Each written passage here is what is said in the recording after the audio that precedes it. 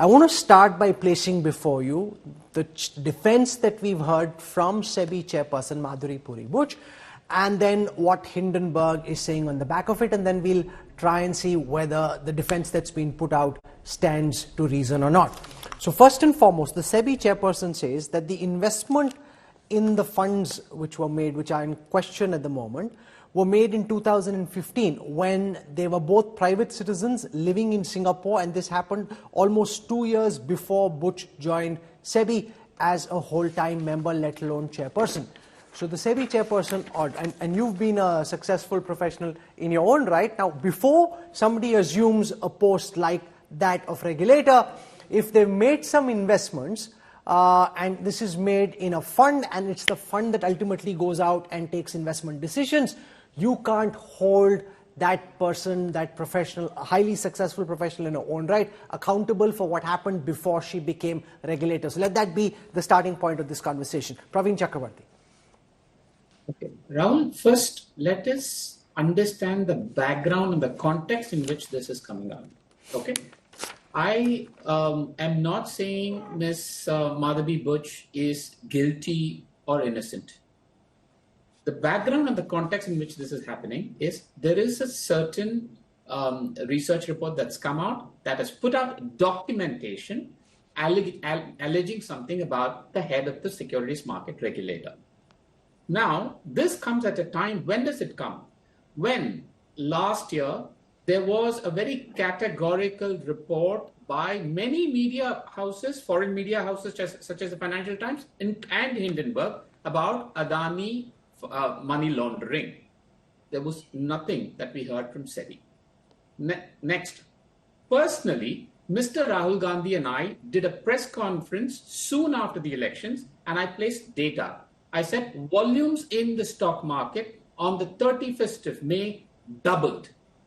It is extremely rare for this to happen. In any market in the world, when such volumes go double, there will be at the very least an inquiry by the market regulator. We heard nothing. In this background and context, when somebody says there is perhaps some vested interest for the chairperson of the securities market regulator to not act, it is then incumbent upon the securities market regulator's head to prove innocence and or at the very least allow for an inquiry to be done.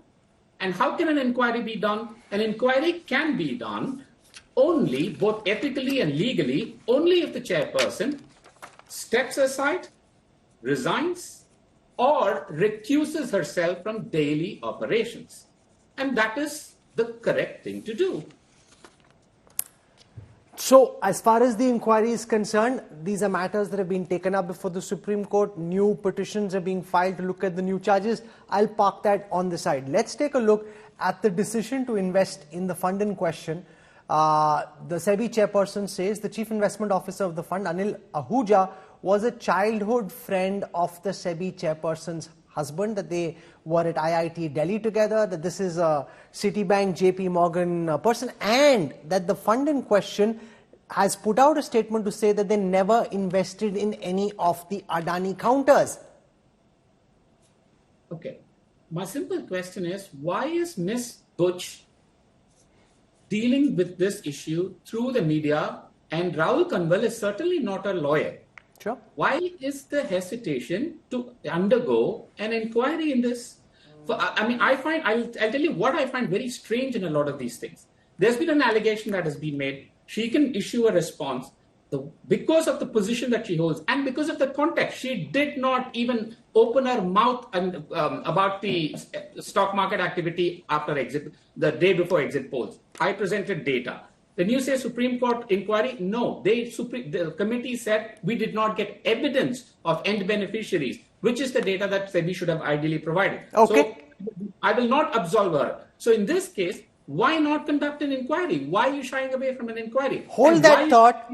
Hold that thought. The Indian Venture Capital Association and the Association of Mutual Funds coming out and issuing statements in support of her. This is a personal matter of the head of the regulator with the research report. Okay. What business do these two industry bodies have to come and defend her? What do they know? So what does this all tell you? Okay, hold that thought, Mr. Chakravarty. You've set the tone for what the opposition is thinking. I want to get in now a perspective from the government. Joining us now on this broadcast is senior BJP leader Ravi Shankar Prasad. Mr. Prasad, welcome to India Today. The first question that's being asked by the opposition in this Hindenburg 2.0 saga is, why is the SEBI chairperson fighting this battle by putting out statements through the media? Why does she not resign, recuse herself, or at the very least order an inquiry? Who will regulate the regulator? Should there not be some independent inquiry rather than the SEBI chief giving herself certificates of innocence? Ravi Shankar Prasad, welcome, sir. First of all, it is the second report by Hindenburg. The first came before the elections. The Supreme Court inquired, 24 inquiry reports in all. SEBI has issued a notice to Hindenburg. Who is Hindenburg? Biggest investor is George Soros, a rank India, anti-India investor. You know it very well. We have talked about it. How he says there is no democracy in India, there is no secularism in India, and he undertakes a hit-and-run campaign globally against India and India's interest. That is what Hindenburg is about. Hindenburg, instead of replying to the show cause notice, has come with a second report making these kinds of wild insinuations. What do you mean they should not reply? I am not standing for SEBI chief.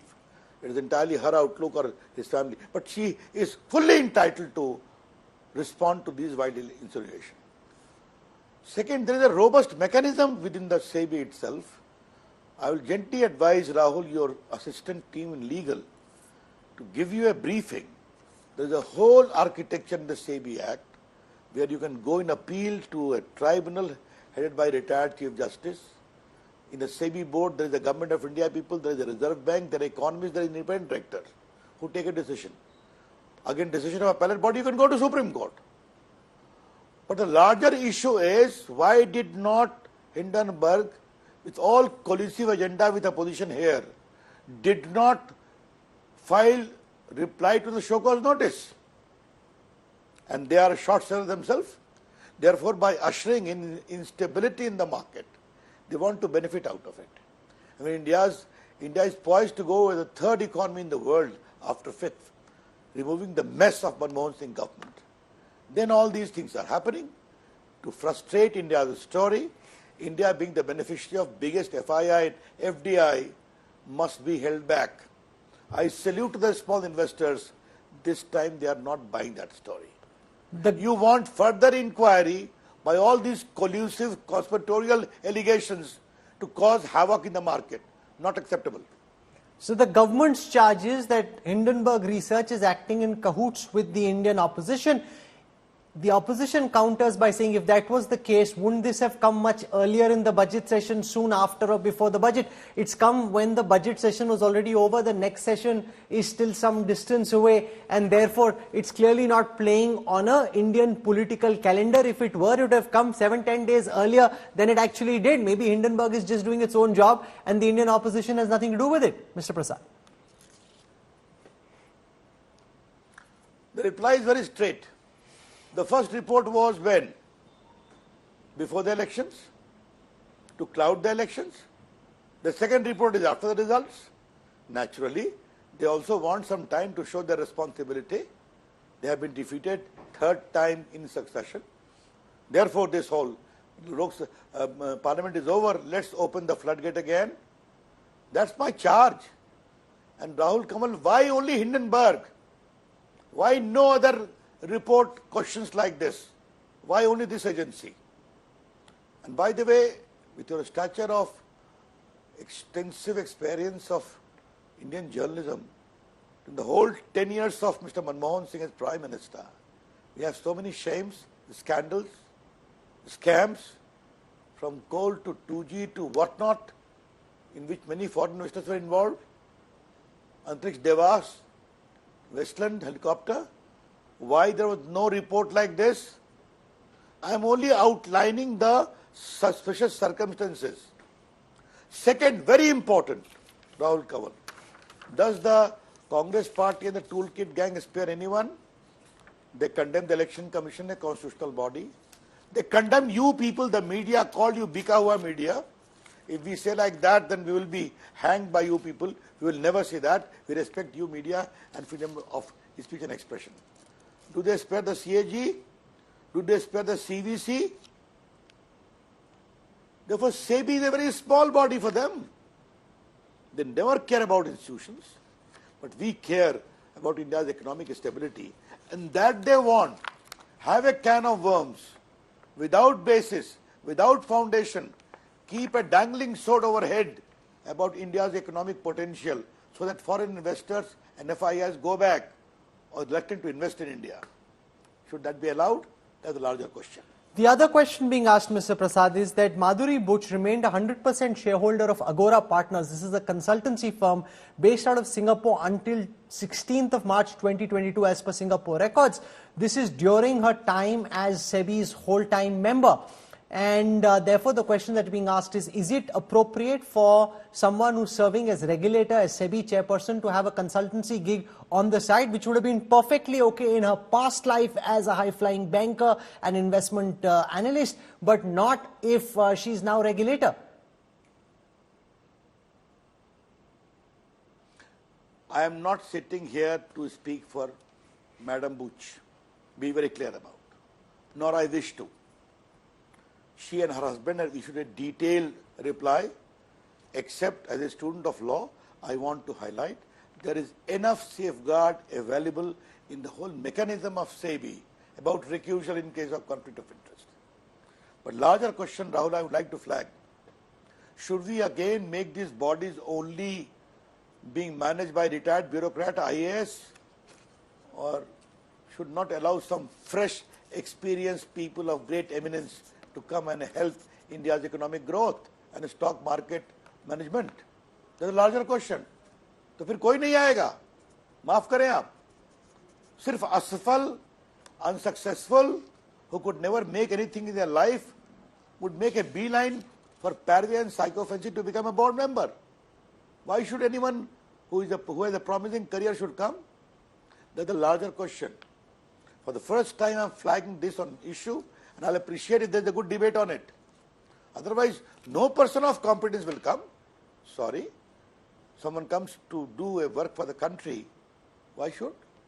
Therefore, please, let us not reduce this public debate on a national channel like yours to a tutu-meme because of the Congress party arrogance and, as I said in my press conference, in their pathological hatred against Narendra Modi, they have started hating India itself, India's growth story. Don't allow that to happen. Should the government order a new probe on the back of these charges, given that they now concern the regulator? We're also being told, and you're an ace lawyer yourself, that a review petition is being filed. The same group of lawyers is coming back to the Supreme Court wanting to present this new evidence before the court and asking for the court to intervene and order an independent probe. How do you see that play out, Mr. Prasad? Is there any bar to a review application not being filed? Since you mentioned, yes, I am also a small-time student of law and lawyer. Is it not a fact, Mr. Rahul Kanwal, that many people are doing their politics from the corridors of Supreme Court?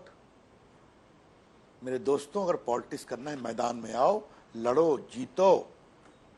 Don't do politics from the corridors of Supreme Court. This I have said earlier, and today is the time for me to repeat it. Many failed politicians are doing their politics from the corridors of Supreme Court under the garb of gown. Don't do that. Politics is a serious business. Yes, they have gone to Supreme Court. The court will take a call. The government will respond in the Supreme Court. No one has stopped it. But will they be sure, or again like Rafale, they will start insinuating against the Supreme Court and again apologize under the garb of contempt? Rahul Kanwal, I hope you remember the Pegasus issue, when Rahul Gandhi has said, हमारे phone को भी hack हुआ है Pegasus से. When Supreme Court ordered inquiry, did he offer his phone for the inquiry in spite of being asked? I think that speaks enough. Spit and run away. Please don't destroy India's economic success story by making this kind of almost hateful, conspiratorial campaign for your own political end. You know, we just heard from a Congress leader before this, and he was asking why are industry bodies like the Association of Mutual Funds of India and the others jumping into the regulator's defense. Their charge is the whole ecosystem run by the government is ganging up to protect one of their own. How do you respond to how the opposition is playing this and seeing this, Mr. Prasad? Maybe they are seeing to the, I don't know what they have said, but maybe they are seeing the real game of the Congress party. That is, the stock market gets disturbed and the small investors' confidence is shaken. They also suffer, no? Do they? By the way, Mr. Rahul Kanwal, I have been told a very interesting story. I have not examined myself, but you are free to examine it if you so wish. Rahul Gandhi's asset detail in 2019 and 14 and 24, and how much stock earning he has done from his stocks investment because the stocks appreciated. I think he's also an investor, I'm told. Come on. Today, crores of Indians, millions of Indians are investing in the stock market. Allow them to have the fruits of their investment. That's all I have to tell you. One last question. Hindenburg, a short seller, being funded by George, should not be allowed to create havoc in the country. Yes. You know, one last question. It's being suggested that there is a corporate rivalry at play, that a group which has run afoul of this government, where action has been taken in multiple cases, seems to be responsible. That's the charcha in the market, the gossip in the market. Is that something which the government also believes to be true, that corporate groups are actually propping up Hindenburg Research because they have an axe to grind against the government and the current system, Mr. Prasad? Maybe there are groups and there are groups, but you know, I always talk something based on evidence or too much of suspicious circumstances. I think you'll have to await my debate next time, when I go through this today.